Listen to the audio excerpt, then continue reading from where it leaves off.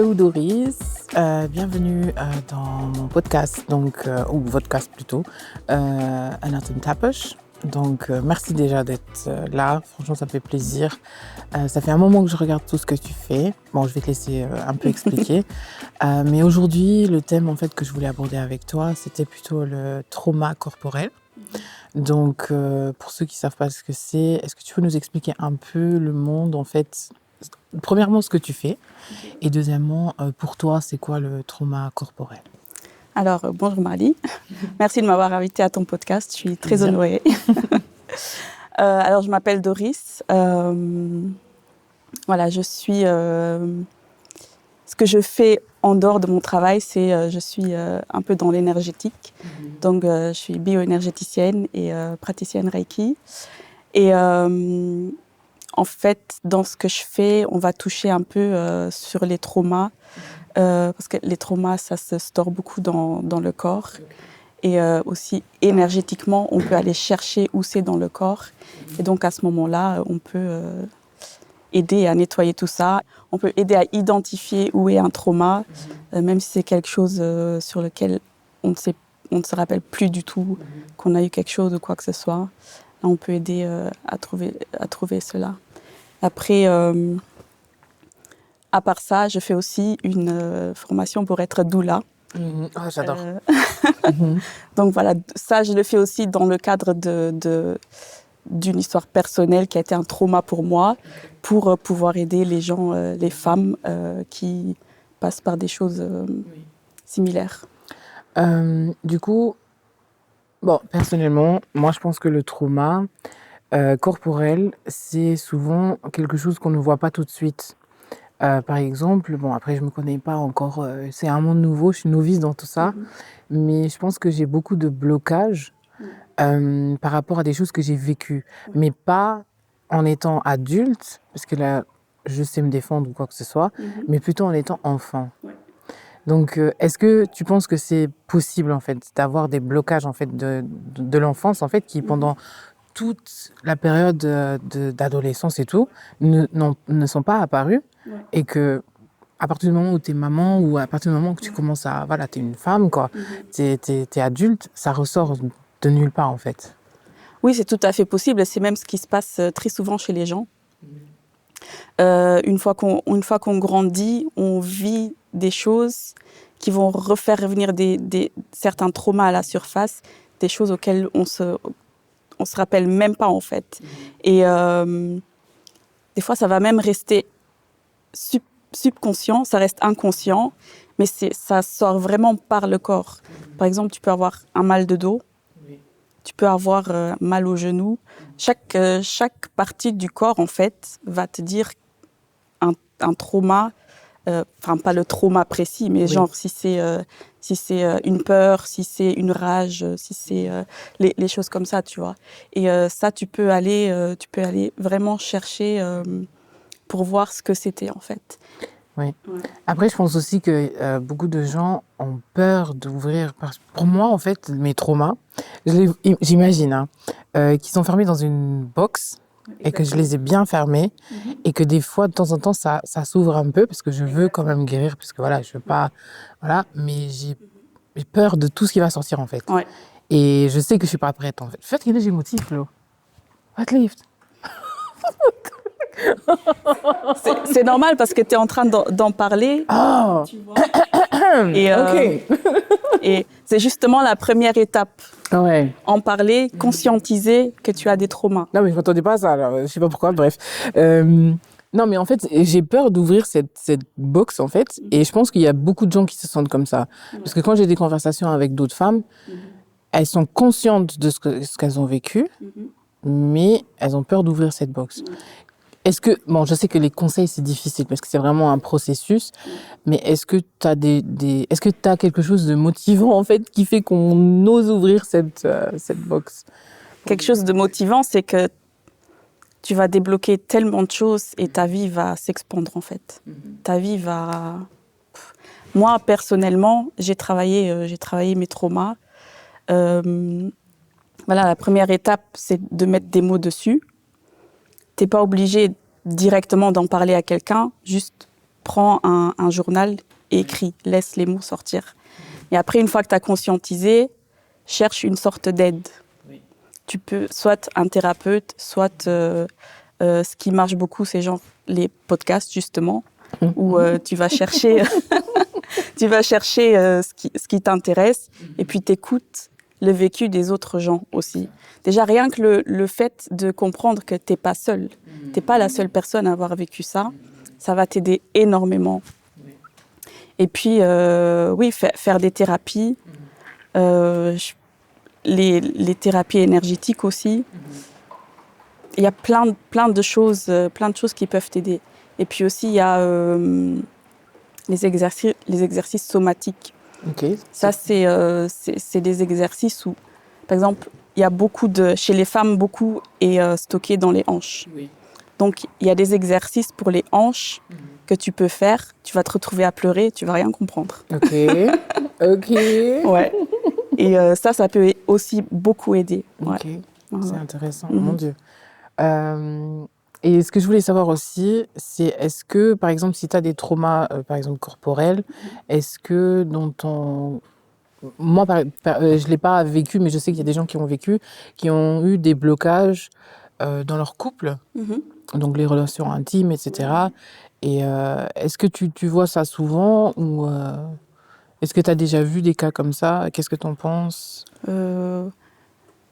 Dans des blocages à cause du couple, oui. Après, tu peux avoir des blocages au niveau de tout ce qui est génital, tu vois. Tu peux ne plus vouloir avoir de rapport sexuel, donc ça va pas marcher. C'est sur ça, parce qu'on entend souvent, excuse-moi de te couper, on entend souvent des femmes, après avoir accouché, t'as un certain temps, c'est quand même un trauma, on va pas se mentir, c'est pas, voilà quoi, accoucher c'est un trauma, c'est pas horrible, mais voilà, c'est quand même beaucoup de changements, ton corps il change, et tu dois te réadapter, et porter un enfant ça change ton corps, et t'as besoin du temps en fait pour redevenir toi-même, et de ressentir ta libido, on va dire. Ouais, exactement. Je voudrais juste dire un truc, accoucher en soi n'est pas un trauma. C'est la société, tout le système médical qui en a fait aujourd'hui, de nos jours, un événement traumatique. Okay. Bon, mais ça, c'est tout un autre sujet. Ok. Oui, parce qu'une femme, en fait, est faite pour accoucher. Oui. Mais il y a tellement d'interventions médicales de nos jours qu'en fait, ils te disent, ils vont t'aider, mais tout ce qu'ils font, ça déclenche une cascade d'événements, en fait, qui, à la fin, va créer tellement de choses. Rien que le fait qu'ils viennent, ils te regardent, ils sont dans ton intimité profonde, tu vois. Et mais émotionnellement, ils sont pas là, en fait. Moi, c'est ce qui m'a manqué, en fait. Voilà, tout à fait. C'est que je me sentais comme un enfant. Bon, j'ai eu une césarienne, mais je me sentais comme un enfant. Je me sentais pas sûre de moi, rien. Et que on m'a dit oui, ça va aller et tout, mais que au final, émotionnellement, heureusement que mon compagnon était là, mais c'était dur, en fait, tu vois. Oui, l'accouchement, pour eux, c'est un acte 100% médical, rien d'autre. Voilà. Et donc, ça crée des traumas chez les femmes qui ont accouché. Et c'est pour ça qu'on a besoin justement de doula, pour être là, pour accompagner émotionnellement les femmes qui accouchent.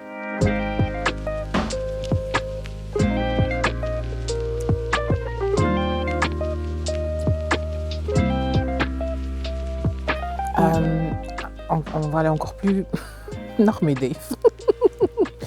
Pour les personnes qui ont vécu les attouchements sexuels, par exemple, il y a souvent, en grandissant, elles deviennent pas agressives, mais elles se protègent, tu vois.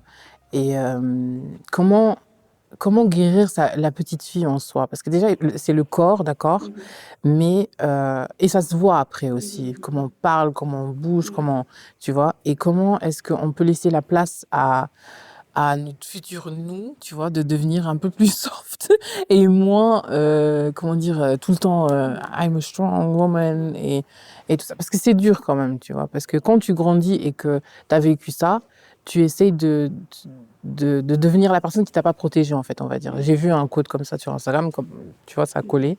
Mais comment est-ce que toi, tu vois ça? Est-ce que tu as déjà entendu ça? Oui, bien sûr.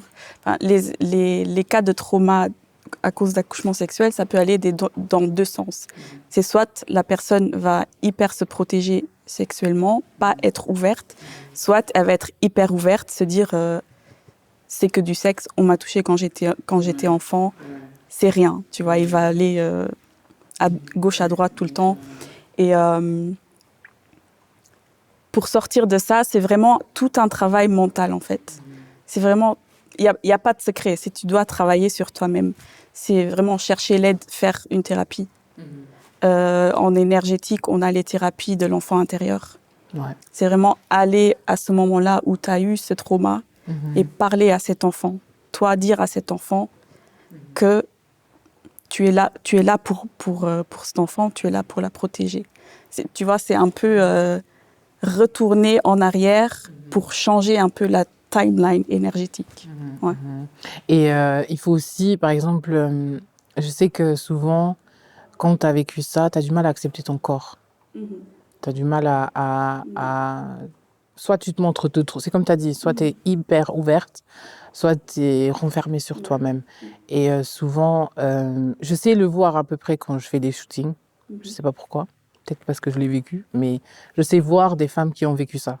Pas parce que je vois, je sais pas quoi, mais parce que je vois les gestes ou la façon d'être. Oui, exactement.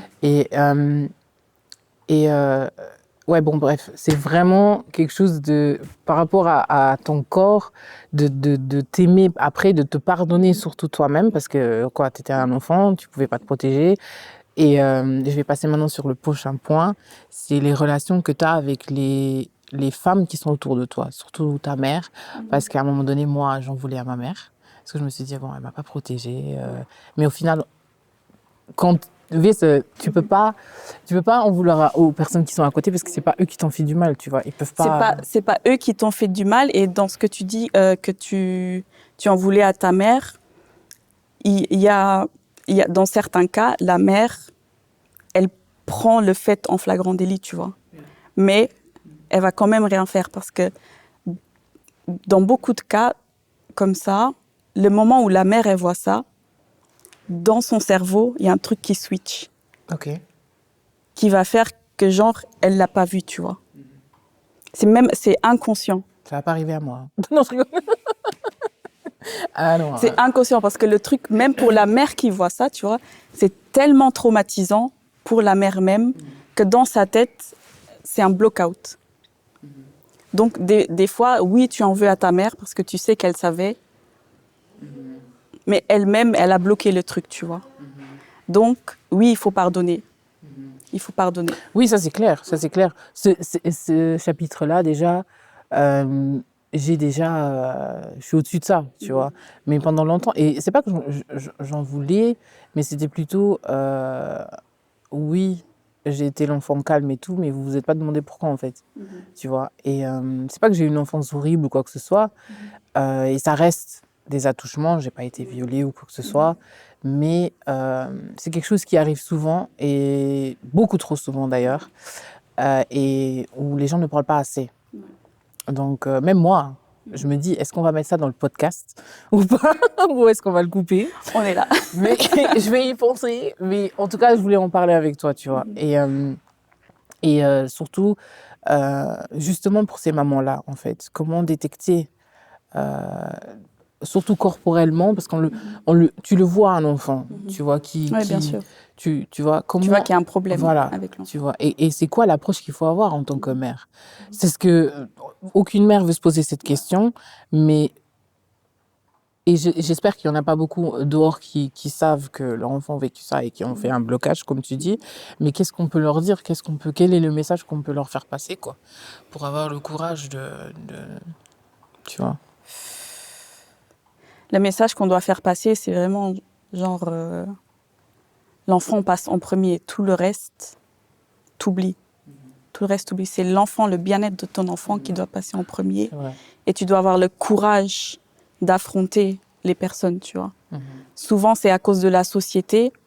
on va se dire, ah non, je veux pas que les gens ils sachent, tu vois. Oui, c'est ça. Mais c'est l'enfant avant tout, le bien-être de l'enfant avant tout. Oui, parce que ça arrive souvent et que le premier truc, d'autres cas par exemple que j'ai entendus, la première chose qu'on se dit, c'est non, il faut pas que les gens ils sachent, il faut pas que ça sorte, faut que, tu vois. Et c'est ce qui fait que on grandit dans une société où déjà de un, on n'est pas assez bien représenté. Et quand je dis on, c'est les femmes afrodescendantes, parce que je suis une femme afrodescendante, donc je sais ce que j'ai vécu en grandissant. Et que tu te dis, d'un côté, est-ce que je mérite de vivre ça, en fait? Parce que je suis un phénomène rare, en fait, tu vois. Donc, peut-être que je suis trop calme, peut-être que je devrais me rebeller. Et qu'après, tu arrives à 15 ans, tu te rebelles. Ouais. Rebelle dans un sens, dans ta tête. Parce que moi, je n'étais pas rebelle, faire des conneries ou quoi. Mais c'était plutôt dans ma tête, en fait. Je me suis dit, je vais créer un personnage que personne peut faire du mal, en fait, sûr de soi. Ce qui est bien, parce que j'ai appris à m'aimer, mais en même temps, le côté soft de soi-même, on le laisse de côté aussi. Comment être vulnérable avec une personne qui te dit « écoute, je t'aime », alors que toi, t'as pas eu le temps, j'ai pas le luxe, en fait, de m'ouvrir. Est-ce que tu as vécu... est-ce que tu connais des gens ou est-ce que tu as vécu, est-ce que tu t'es déjà senti comme ça? Ouais, la vulnérabilité, même encore aujourd'hui, c'est tout un sujet. C'est dur, hein? Parce que nous, les femmes afrodescendantes, comme tu dis, on est beaucoup dans notre masculinité. On est beaucoup dans l'indépendance, dans le « je me suffis », tu vois. Et ça, c'est des traumas aussi, parce que quand on était enfant, qui nous a aimés, qui nous a donné l'amour dont on avait besoin, tu vois, pour être enfant, en fait. Tu vois, et c'est un trauma aussi quand on a 10 ans, quand on nous dit fais la vaisselle, fais le ménage, fais ceci, fais cela dans la maison. T'as pas le temps d'être un enfant, en fait. Garde tes petits frères, tu vois. Et c'est pas qu'on en veut à nos parents, tu vois, mais c'était comme ça. Eux-mêmes, ils n'avaient pas le choix. They didn't know better, tu vois. Non, c'est pas qu'ils n'avaient pas le choix, mais il y a un certain privilège que d'autres gens ont eu que nous, on n'a pas. Exactement, oui. Tu vois, on n'a pas eu le privilège d'avoir tout le temps la grand-mère à côté. On n'a pas eu le privilège d'avoir un babysitter. Ouais. Parce qu'il n'y avait pas les moyens, par exemple. Exactement. Parce que les parents, ils devaient travailler 2 travails peut-être, ou 40 heures par semaine. Comment tu fais? Il n'y avait pas de maison relais à cette époque-là. C'est ça. Et je ne dis pas que maintenant les maisons relais, c'est la solution, mais il fallait qu'on aide, c'est tout. Et je pense que ce côté-là, on en est fiers, mais il manquait un petit touch de softness, tu vois, un petit touch de « sois un enfant ».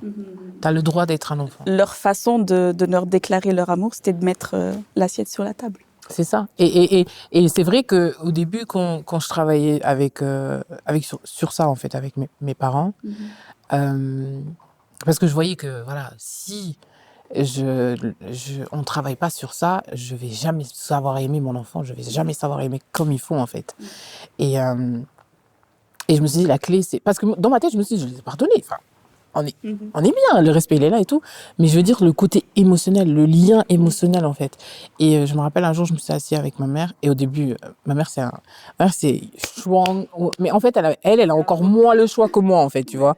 Donc, comment tu vas expliquer ça à une femme qui n'a jamais eu le privilège qu'on lui dise sois soft, tu vois ce que je veux dire. Et du coup, elle nous dit toujours, je vous ai élevé d'une façon d'être fort, nanana. Et ce qui est bien, parce que si tu as besoin d'une push, c'est là. Mais... il y avait beaucoup de tabous, aussi au niveau corporel, tu vois. Ah, tout à fait. C'était un trauma. Comment tu veux savoir que j'ai vécu des traumas si tu vivais ça? Ouais, tout à fait. Et je leur ai dit, écoutez, moi, quand je viens ici, j'ai besoin d'avoir mon moment avec vous. J'ai pas besoin d'être forte. Si j'ai un souci, je vais vous en parler. Et toujours, on l'a fait, mais toujours fort comme ça, tu vois. Toujours, mais pourquoi? Tu vois. Et là, ça a changé en mode... on est plus... comment tu te sens? On est plus veillant sur le moment, tu vois. Je dis pas que c'est grâce à moi, mais je dis parce que j'ai sonné l'alarme, tu vois. Exactement. Le jour où j'ai eu ma fille, je me suis dit, oh, ok, comment je vais faire là?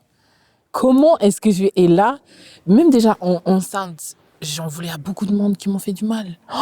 J'imagine, ouais. Mais horrible. horrible. Et je me suis dit, il va falloir que je fasse un travail sur moi parce que je vais pas relayer ça sur ma fille, tu vois. Je dis pas que je suis parfaite, tu vois. Il y a encore des traumas où je vois, où moi-même je me freine, tu vois.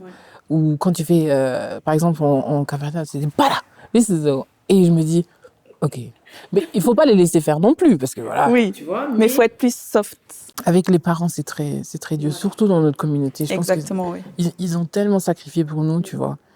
Ils ont beaucoup sacrifié pour nous, ça c'est vrai. Ils ont tout sacrifié pour nous, en fait. Rien que le fait de venir ici, c'était pour donner une meilleure vie aux enfants qu'ils allaient avoir, tu vois. Donc,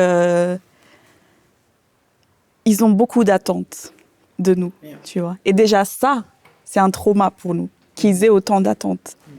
Et le trauma commence déjà in utero, en fait. Parce que les pensées de la mère, déjà ce qu'elle attend de toi, ça passe déjà quand elle est enceinte. Ça passe déjà dans ton ADN, tu vois.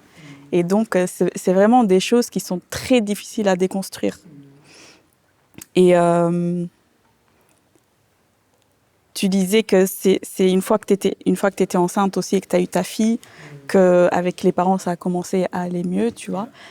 Ça, c'est un truc aussi que j'ai remarqué quand ils deviennent grands-parents, Ah oui, automatiquement, ils deviennent soft. c'est pas les mêmes personnes. Automatiquement. Moi, si je gronde ma fille devant mes parents, ils vont me dire, mais Ouais, laisse-la, c'est ça. mais pourquoi C'est faut ça. pas être comme ça, Ouais. tu vois, genre. Et toi, t'es là, ok, d'accord. Chez mes parents, on a une pancarte. Chez papy et mamie, c'est le paradis. Oh. En plus, c'est tellement vrai, ils sont tellement heureux d'y aller, tu sais. Ouais. Parce que quand ils arrivent là-bas, les enfants métamorphosent. C'est d'autres gens, quoi. Mais moi, ça me réjouit, en fait. Oui, bien sûr, c'est heureusement. Heureusement. Parce que tu veux pas qu'ils soient avec tes enfants comme ils ont été avec Ah toi. non, non, non. C'était une peur, hein. Ouais. Mais après, voilà, je me dis, s'ils n'étaient pas comme ça, je ne serais pas la femme que je suis aujourd'hui, tu vois. Oui, on doit déconstruire des choses, mais on ne serait pas...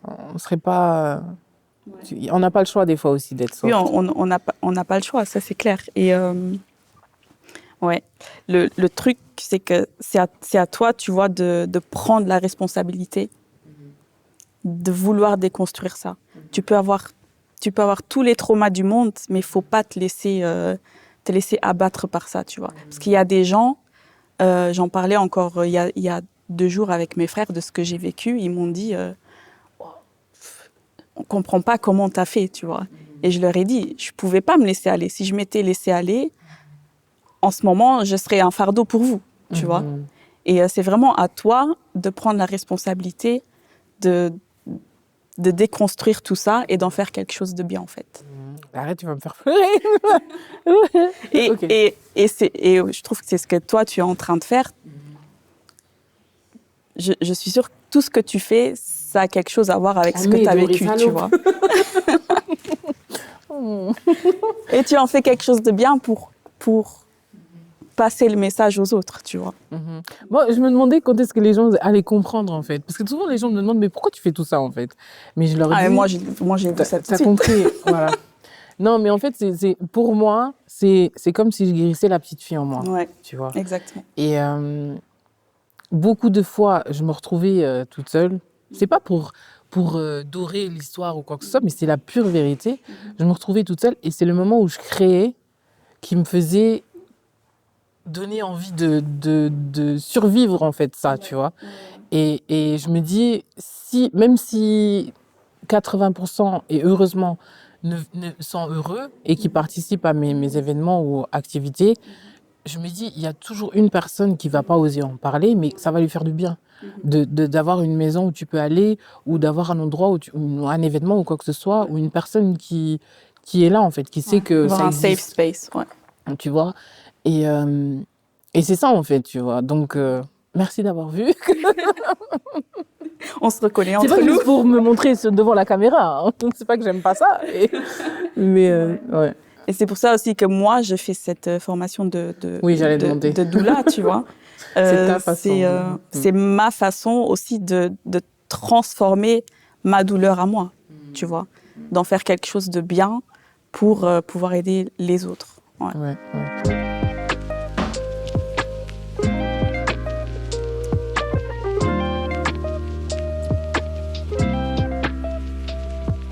Moi, je me rappelle toujours que je demandais à Dieu de m'utiliser. Tu vois, déjà que mon corps, il souffre. Utilise mon corps ou mes pensées pour que je devienne vraiment un outil, en fait, pour aider les autres, en fait. Et rien qu'en me disant ça, et je me rappelle, j'écrivais tout le temps. Hein. J'écrivais tout le temps, en anglais, bien sûr.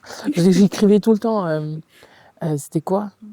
I want to become somebody that helps others. Tu vois, plein de fautes anglais, mais c'est pas grave. C'est l'intention qui compte. Ouais. Ouais, et plein de trucs comme ça. Je vais pas être une personne qu'on va silence, qu'on va mettre de côté. Parce que ça aussi, je pense qu'il y a beaucoup d'adolescentes, pas forcément maintenant des attouchements ou d'autres cas, mais je pense qu'il y a beaucoup, quand tu sors de l'école primaire, tu vois, et que tu vas au lycée, il y a beaucoup qui ne digèrent pas, en fait, le changement corporel, tu vois. Et ça devient un trauma. Parce qu'il y a beaucoup de changements, on va dire. Tu passes du stade d'un enfant à un adolescent. Et je pense qu'on n'en parle pas assez. Ouais. Oui, tout ce qui est le passage à l'adolescence, surtout chez les filles, c'est un peu un atemtapich. Oh, yeah, non.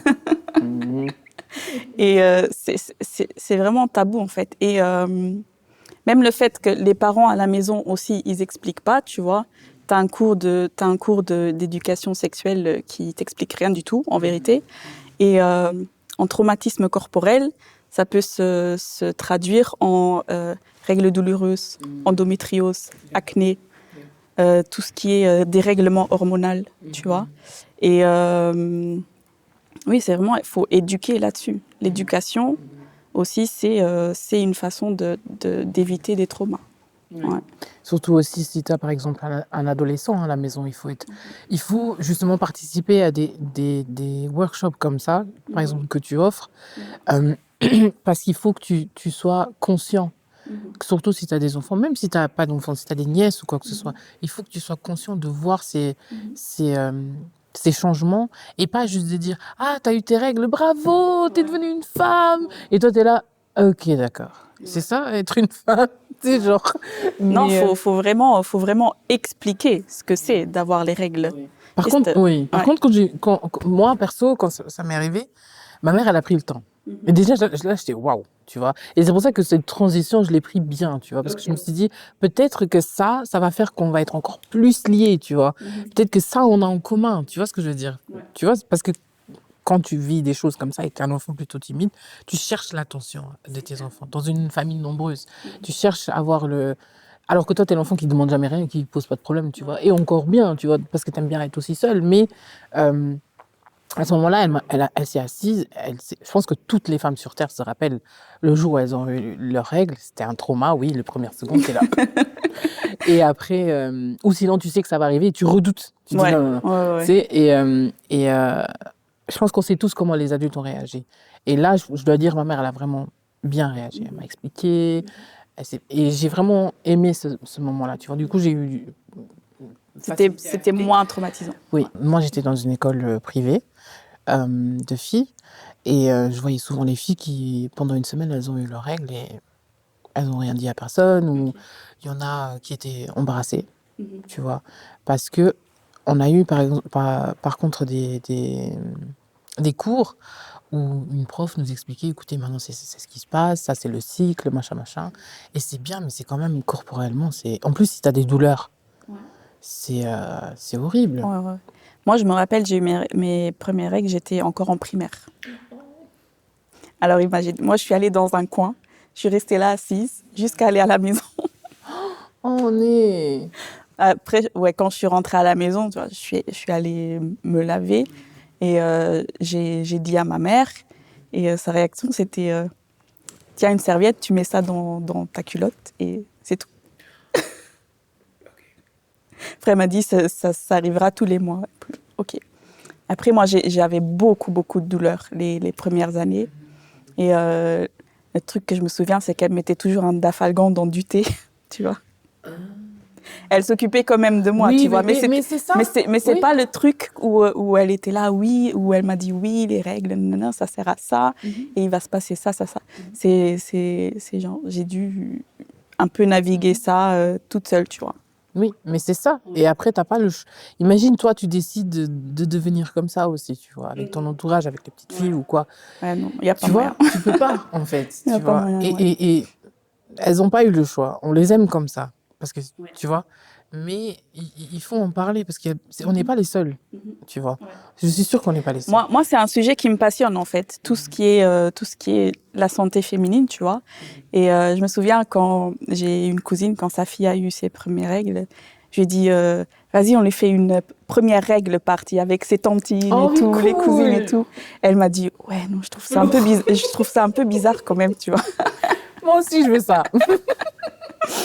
Et, et ouais, les gens sont pas encore vraiment prêts pour ça, tu vois, pour dédramatiser la chose. Oui, Ouais. oui, oui. Non, mais franchement, je pense que c'est quelque chose qu'il faut être. C'est un changement corporel. Ça peut devenir un trauma, surtout quand on a mal tous les mois, etc. Et d'ailleurs, ça, c'est tout un autre thème qui n'est pas reconnu. Je pense que la société se dit, vas-y, c'est bon, t'as tes règles, c'est bon, t'as mal au ventre 4 fois par jour, tu cries dans tous les sens, t'as mal au sein, et puis voilà, quoi. C'est bon, c'est pas grave. Mais Non, c'est il y en a qui vraiment, souffrent vraiment, et c'est un trauma, et que tu dois te lever, tu dois aller travailler, tu dois être performante comme tous les autres qui n'ont pas leurs règles. Tu gagnes moins, bon bref, tu pars dans un autre sens, mais c'est quand même un trauma, Ouais. tu vois. Ouais, les règles, le cycle menstruel, c'est pas anodin, tu vois. Parce que en fait, chaque semaine de ton cycle, tu es dans un autre mood, C'est ça, en tu fait. vois. Et Ouais. la société, la société marche selon le cycle hormonal masculin. Et la femme, elle a tout un autre cycle hormonal. Voilà, voilà. Et moi, c'est justement sur quoi je veux appuyer. Je veux qu'on mette plus. Je veux pas Enfin, je suis pas pour qu'on soit une société qui tous les petits boubous maintenant c'est un trauma. C'est pas ça. Mais certaines choses, il faut mettre la valeur dessus. Pas valeur, mais il faut mettre un respect dessus. Il faut mettre un espèce d'empathie envers ces personnes, tu vois, qui ont l'endométriose, par exemple. C'est une douleur. C'est dur de voir. Je connais des femmes qui s'évanouissent tous les mois. L'endométriose, c'est hardcore. Ouais. Tu vois ce que je veux dire? Et après, t'entends, pas dans mon travail, moi, mais t'as déjà entendu, ah ouais, t'es resté à la maison parce que tes règles, tu sais, genre. Mais il y en a qui souffrent vraiment. Moi j'ai mal, je pense que c'est un peu mal, tous les mois, ça change, les hormones. Déjà, récemment, je le sens, mon corps, je me dis, mais qu'est-ce qui se passe? Donc, c'est toujours genre 3 jours avant, tu deviens hyper émotionnel, tu pleures, t'es fatigué. Et à un moment donné, mon copain, il m'a dit, tu vas avoir tes règles ou quoi? C'est genre, j'espère. Et il m'a dit, j'espère que tu vas avoir. Si tu analyses ton corps sur la durée de ton cycle, tu vas voir qu'au début de ton cycle, tu n'es pas du tout la même personne qu'au milieu de ton cycle et à la fin de ton cycle, tu vois. Et aussi, même dans ton cerveau, les hormones font qu'il y a d'autres connexions complètement, tu vois. Donc, à un moment, tu vas être hyper créatif, à un autre moment, tu vas être hyper social, à un autre moment, tu vas vouloir juste être dans ton lit et regarder Netflix, tu vois. Et donc, ça, c'est des choses aussi que... Il faut en parler, quoi. Il faut en parler et la société aussi doit s'adapter. Bah, c'est pour ça que je l'ai expliqué quand même à mon compagnon, parce que c'est quand même important, pas qu'il se dise, elle est folle. Ouais, Qu'est-ce bien qu'elle a, sûr, elle bien sûr. Mais tu sais que le mot hystérie vient du mot utérus. Ah bah voilà, bah, tout s'explique. C'est la même racine, en fait. Et ça vient du mot utérus parce que je savais pas. la société patriarcale à l'époque, ils ont mis plein de théories, machin, que la femme, elle avait ces changements d'humeur parce qu'elle avait un utérus. Donc c'est pour ça qu'elle était hystérique. Voilà. Ouais. Merci pour ce... Ce soir, je vais rentrer et lui dire ça. Tu sais, hystérique. Hein. Ouais. Et c'est bien quand tu as un partenaire, tu vois, qui connaisse ton cycle aussi. Oui, non. Mais comme lui, ça, il sait s'adapter. Par contre, je dois dire, de ce côté-là, j'ai la chance parce que il me fait toujours, bon, ça fait longtemps qu'il l'a pas fait, mais il me fait toujours un petit panier avec du chocolat blanc. Ça, c'est mignon. Ah, mais je te jure, je me suis dit, ok, c'est bon, ça va. C'est pas... tu vois. Garde-le, t'as le bon. Mais non, parce qu'il se dit, bah, il va falloir que je le fasse là, parce que sinon, elle va devenir hystérique. Non, mais parce que c'est dur des fois. Parce qu'il y a des mois où ça fait moins mal. Et il y a des mois où mon corps, tu as des boutons. Moi, j'ai toujours trouvé ça traumatisant. Ouais, ça dépend en fait de comment tu as passé le mois émotionnellement, ce que tu as mangé, ce que tu as fait, tu vois, et tout ça se répercute sur après la qualité de Voilà. tes menstruations. Même, par exemple, je mange beaucoup plus sainement. Et quand je mange beaucoup plus sainement, bon, ça se voit pas encore, mais quand je mange plus sainement, t'as plus de boost que quand tu manges du Bon, après, quand t'es down, t'as envie de manger un hamburger et voilà, quoi, je veux rien savoir, et des chocolats blancs et c'est tout. Regarder Netflix, Bridgerton et c'est bon, quoi. Tu sais, genre. Ouais, c'est clair. Ouais. Ouais, du coup, ouais. Je pourrais encore rester des heures et des heures et parler avec toi. Mais je pense que je vais booker ma session. Ouais. Comment est-ce que les gens peuvent entrer en contact avec toi? Je veux qu'ils le sachent parce que... Le plus facile, c'est par Instagram. Par Instagram. Lali Daylight. Lali Daylight. Merci beaucoup. J'espère qu'on ne s'est pas trop éparpillé. Mais voilà. En tout cas, merci. Merci à toi. Je suis nicht gekrascht, Gott sei Dank. Oh mein Gott.